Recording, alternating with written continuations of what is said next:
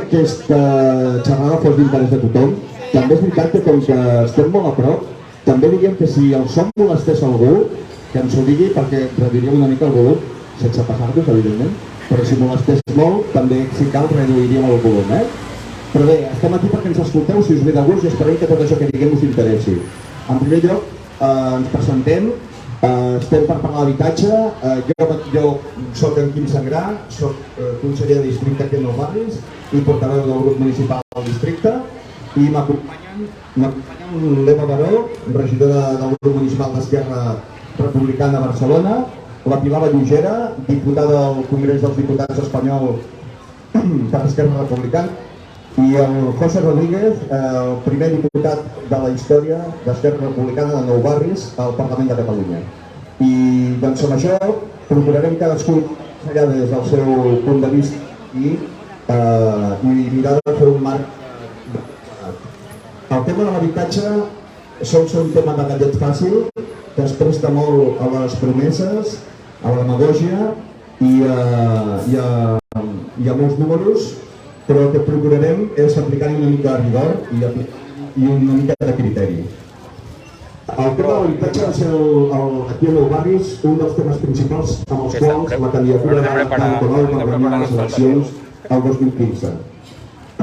4 anys després, ells mateixos i el senyor Francisco Javier Purón en el propi plenari del districte de Nou Barris reconeixia que no tenien la solució a res.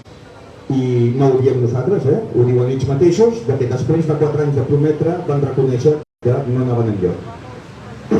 Van ser 4 anys de promeses, 4 anys d'esperar, i durant aquests 4 anys que es va fer?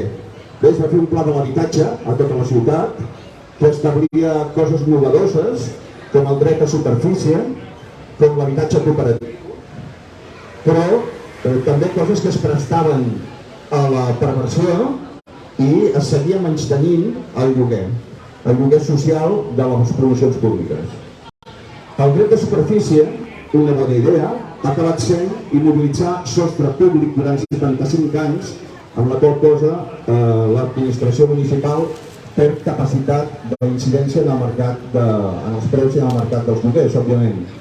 I amb l'habitatge cooperatiu, quasi millor d'entrar-hi, la primera adjudicació d'habitatge cooperatiu que es va fer a Barcelona va ser el districte de Nou Barris i curiosament es va adjudicar la cooperativa Celobert la mateixa que havia elaborat el propi pla de l'habitatge de Barcelona que establia l'habitatge cooperatiu.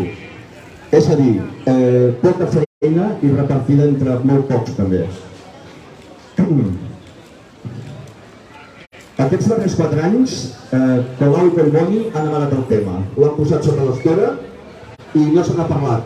No s'ha parlat mai més del tema, han deixat de donar números, la xifra de les famílies amb necessitat d'habitatge d'emergència ha anat creixent, però mai se'n s'ha volgut donar la xifra exacta en el districte de Nou Barris, i el que sí que han fet és de pressa i corrents, ara quan ja s'acostaven les eleccions, començar a fer una comptabilitat d'urgència. En aquesta comptabilitat d'urgència, ells diuen que han fet 4.000 pisos socials a tota la ciutat.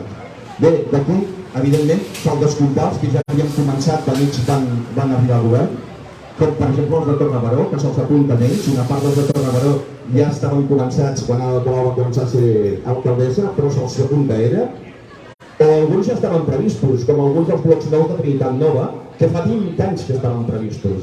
Per tant, tampoc són obra ni de l'Ada Colau ni del Jaume Collboni. També hauríem de descomptar, com a habitatge social i com a habitatge públic, les de dret de superfície i les cooperatives, perquè no ha estat més que una operació per privatitzar parcialment l'habitatge i que evidentment no compleix la seva funció social. I també hem de descomptar, i aquí ens agrada dir-ho perquè és una feina que hem fet des del plenari del districte de Nou Barris, els pisos de riquesa, que el regidor Mercè se'ls apunta com si hagués sigut una operació d'estat gairebé de l'Ajuntament de Barcelona d'aconseguir de forma gairebé heroica gairebé 400 pisos de riquesa, dient que riquesa s'amagava, que no sabia, que tal, que qual, com si hagués sigut una cosa molt... Senyor Mercè, és molt fàcil. Els pisos de riquesa venen del Consell Comarcal del Barcelonès, governat per socialistes i comuns. Del Consell Comarcal del Barcelonès, de l'àrea metropolitana, van passar a l'Ajuntament governat per socialistes i comuns. Per tant, tota aquesta operació heroica que ens explica el regidor de Nou Barris no té res d'heroica. Simplement, per llei, uns pisos van passar del Consell Comarcal